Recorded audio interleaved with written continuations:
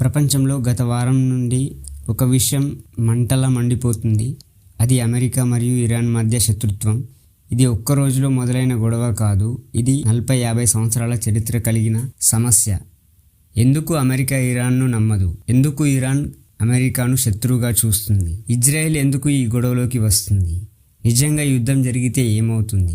ఇవన్నీ ఇప్పుడు క్లియర్గా తెలుసుకుందాం. ఈ గొడవ ఎప్పటి నుంచి ప్రారంభమైంది? ఈ కథ 1979 నుంచి మొదలవుతుంది. అప్పుడు ఇరాన్లో ఒక పెద్ద విప్లవం జరిగింది. అప్పటి వరకు ఇరాన్ రాజు షా అమెరికాకు చాలా దగ్గరగా సాన్నిహిత్యంగా ఉండేవాడు.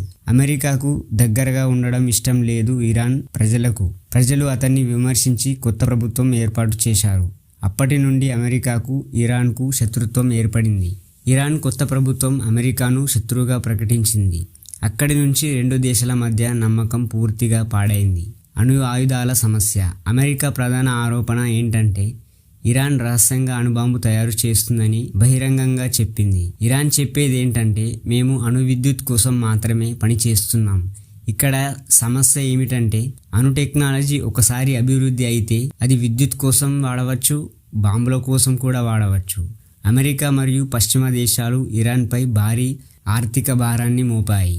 దీంతో ఇరాన్ కరెన్సీ పడిపోయింది, ధరలు పెరిగాయి, ప్రజలకు కష్టాలు పెరిగాయి. ఇది ఇరాన్ ప్రజల్లో అమెరికాపై కోపాన్ని పెంచింది. ఇజ్రాయెల్ ఎందుకు ఇందులో ఉంది? ఇజ్రాయెల్ ఒక చిన్న దేశం, కానీ అది అమెరికాకు అత్యంత దగ్గర మిత్ర దేశం.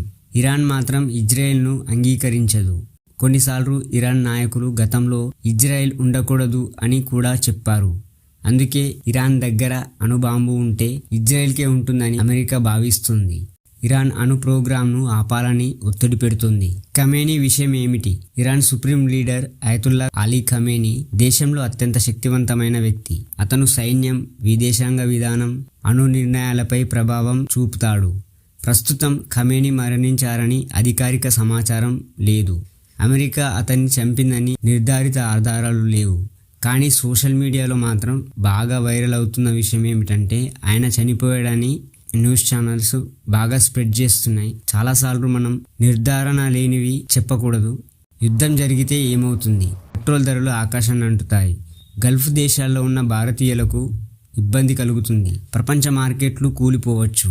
ఇతర దేశాలు కూడా ఈ గొడవలోకి వచ్చే అవకాశం ఉంటుంది. అంటే ఇది రెండు దేశాల గొడవ మాత్రమే కాదు, ప్రపంచ ఆర్థిక వ్యవస్థపై ప్రభావం చూపే సమస్య. భారతదేశానికి ముప్పు ఏమైనా ఉందా? భారతదేశం ఇరాన్ నుంచి కూడా చమురు కొంటోంది. భారతదేశం అమెరికాతో కూడా మిత్రదేశం. అందుకే భారత్ జాగ్రత్తగా వ్యవహరిస్తుంది. గల్ఫ్ దేశాల్లో సుమారు లక్షలాది భారతీయులు పనిచేస్తున్నారు.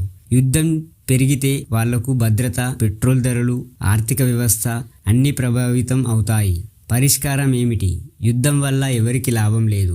అమెరికా గెలిచినా, ఇరాన్ ఓడినా చనిపోయేది సాధారణ ప్రజలే. అందుకే ప్రపంచ దేశాలు చర్చల ద్వారా సమస్య పరిష్కరించాలని కోరుతున్నాయి. ఈ గొడవ ఒక్కరోజు కథ కాదు. ఇది చరిత్ర, రాజకీయాలు, మతం, అణుశక్తి అన్నింటి మిశ్రమం. ఫేక్ వార్తలు నమ్మకండి. ఈ వీడియో మీకు ఉపయోగపడితే షేర్ చేయండి. మరిన్ని నిజమైన విశ్లేషణల కోసం సబ్స్క్రైబ్ చేసుకోండి. Thank you so much. జై హింద్.